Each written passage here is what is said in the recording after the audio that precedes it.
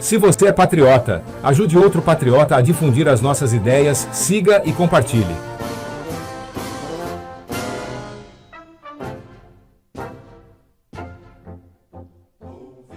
Pacheco apoia a reeleição de Lula e sinaliza desejo de ser indicado ao STF.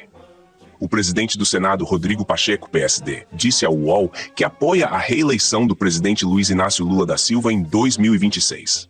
Ele afirmou ainda que, se a economia estiver bem, Lula pode se tornar favorito e atrair apoios impensáveis, como União Brasil, republicanos e até progressistas. Se a decisão fosse hoje, eu apoiaria a reeleição de Lula, disse Pacheco.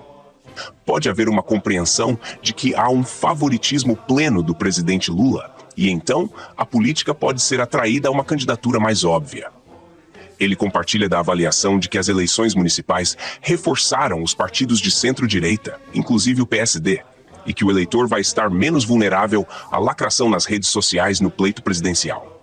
Acredita, no entanto, que a figura de Lula é agregadora e se destaca da segmentação política. Pacheco deixa a presidência do Senado em fevereiro de 2025.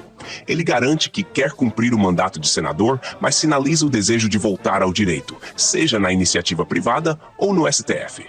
É óbvio que, quem é advogado como eu, alguém já disse que, se falar do Supremo Tribunal Federal, é algo pelo que você não trabalha, mas também não recusa, afirmou. Abaixo os principais trechos da entrevista. UOL. Os eleitores votaram majoritariamente em candidatos do centro-direita nas eleições municipais e seu partido, o PSD, foi um dos grandes vencedores. O que isso sinaliza para 2026? Considero esse resultado previsível. Já se antevia o fortalecimento dos partidos de centro e de centro-direita. Isso é um indicativo para 2026, mas não é determinante. É um indicativo de que o eleitor vai observar a moderação, a eficiência, e estará menos vulnerável aos extremismos, ao radicalismo e à lacração própria de rede social. E isso é bom para o Brasil. Independente se alguém preferir a direita ou a esquerda, a preponderância da racionalidade, do equilíbrio e da política que enfrenta os problemas da população, considero muito positivo. O Lula consegue trazer esses partidos de centro para perto de si, ou é natural que eles apoiem um candidato de direita? A figura de Lula é muito agregadora. Se o considerarmos inserido dentro de um contexto de esquerda, pode gerar algum tipo de dificuldade. Mas Lula, hoje, se destaca dessa segmentação de direita, esquerda, centro-direita, centro-esquerda e pode receber o apoio de diversos atores e partidos políticos, sobretudo se seu governo gerar resultados. Se a população perceber que o Brasil está crescendo, que estamos combatendo nossas vulnerabilidades sociais e ambientais, há uma tendência de favoritismo do presidente e dele ter apoios impensáveis. Com quem estará o PSD em 2026? Com um candidato de centro-direita ou com o presidente Lula? Essa é uma decisão que será feita lá na frente, considerando tanto a realidade do governo quanto a vontade das lideranças do partido. Hoje o PSD tem quem já se dedica ao apoio a Lula, quem defenda o contrário, e há um meio termo que pode ser decisivo no futuro. Eu me filio à linha de que seria interessante para o Brasil ter a continuidade por mais 4 anos do presidente Lula no governo. O senhor então apoia a reeleição de Lula? Neste momento, se a decisão fosse hoje, eu apoiaria. E quais seriam esses apoios impensáveis que o senhor menciona? De partidos de centro-direita, como União Brasil, eventualmente republicanos, progressistas. Pode haver uma compreensão de que o governo está bem, de que há avanços, de que há um favoritismo pleno do presidente Lula, e então a política pode ser atraída a uma candidatura mais óbvia. O senhor disse que os extremismos e a lacração saíram derrotados das urnas. Candidatos apoiados pelo ex-presidente Jair Bolsonaro perderam as eleições municipais. O senhor concorda com a leitura de que Bolsonaro saiu mais fraco? Não necessariamente. O PL cresceu em número de prefeituras. Mesmo sem ter obtido êxito, muitos de seus candidatos foram para o segundo turno com boas votações. Também é uma demonstração de força. A força não se revela apenas na vitória, de modo que ele é uma força considerável que precisa ser respeitada. O PL está pleiteando a votação da PEC da anistia. O presidente da Câmara, Arthur Lira, criou uma comissão especial para tratar do assunto, o que na prática significa adiar a decisão. Qual é a sua posição? Nós não podemos tratar com leniência e fraqueza um processo que buscava degradar nossa democracia. Foi grave e aviltante. Muitas pessoas que enfrentaram essa antidemocracia sofreram na pele as consequências políticas, eleitorais e pessoais disso. Ao falar em sofrer na pele as consequências, o senhor se refere aos ministros do Supremo? Inclusive, o 8 de janeiro não foi um passeio no parque. Foi uma busca de fragilizar nossa democracia por pessoas que estavam insatisfeitas com o processo eleitoral, contaminadas com a ilusão de que poderia haver alguma fraude. Essas pessoas precisam ser processadas, mas é preciso também assegurar a elas o contraditório, a ampla defesa e o devido processo legal. E se forem identificadas as culpadas, apenadas. Eu respeito que se faça a discussão de anistia, mas não tenho opinião formada. Vou aguardar a posição da Câmara, para ter a posição oficial do Senado. Rodrigo Pacheco, sobre anistia aos condenados pelos ataques de 8 de janeiro. Mas a anistia é um perdão. O senhor, pessoalmente, discorda dessa anistia. É uma avaliação que vou fazer oportunamente à luz do que for o objeto da anistia e o que ela alcança. Só estou dizendo que essa iniciativa não pode confundir a população sobre o 8 de janeiro. Aquilo não foi aceitável e as pessoas precisam responder por isso. Se haverá ou não ambiente para anistia, é uma discussão que nós vamos oportunamente fazer. O senhor apoia David Alcolumbre como seu sucessor e ele vem angariando o suporte de vários partidos. Existe alguma expectativa de que ele consiga ser um candidato de consenso? Ele é um nome forte, foi presidente por 2 anos. Há um sentimento no Senado de que, ao não ser reconduzido por decisão do STF, houve uma interrupção de planos que ele fazia para o seu 2º mandato.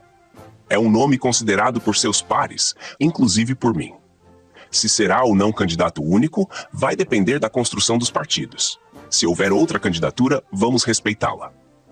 A senadora Elisiane Gama quer ser candidata e é do seu partido. Elisiane é um grande quadro. Me apoiou o tempo inteiro na presidência do Senado, foi líder da bancada feminina, além da identidade partidária. Mas ela sabe do meu vínculo com David Alcolumbre e do meu desejo de que ele seja presidente do Senado. Isso é dito por ela a mim, o que me dá bastante conforto, porque ela também é uma querida amiga que fiz no Senado. O presidente Lula e quadros do PT de Minas Gerais apoiam sua candidatura ao governo do estado. O senhor gostaria de ser candidato? Ter o apoio tão antecipado e explícito do presidente Lula e de muitos quadros do PT de Minas é motivo de grande orgulho e honra. É estimulante, mas é uma avaliação que quero fazer depois da minha saída da presidência do Senado. Preciso dedicar os meus próximos dias à pauta do Senado. Eu fiz uma opção de me afastar de campanhas eleitorais, de me afastar da vida partidária e preservar a institucionalidade da casa. Só vou pensar em futuro político após fevereiro do ano que vem. Mas me sinto profunda e plenamente realizado com meu mandato de senador, tendo tido a honra de ter sido presidente do Senado 2 vezes com a idade que eu tenho. Quando entrei na política, e isso foi dito por mim em outras oportunidades, afirmei que tinha data de entrada e data de saída. É provável que eu cumpra isso. Rodrigo Pacheco, sobre planos futuros. E se o presidente Lula chamar o senhor para ser ministro da Justiça ou até ministro do Supremo?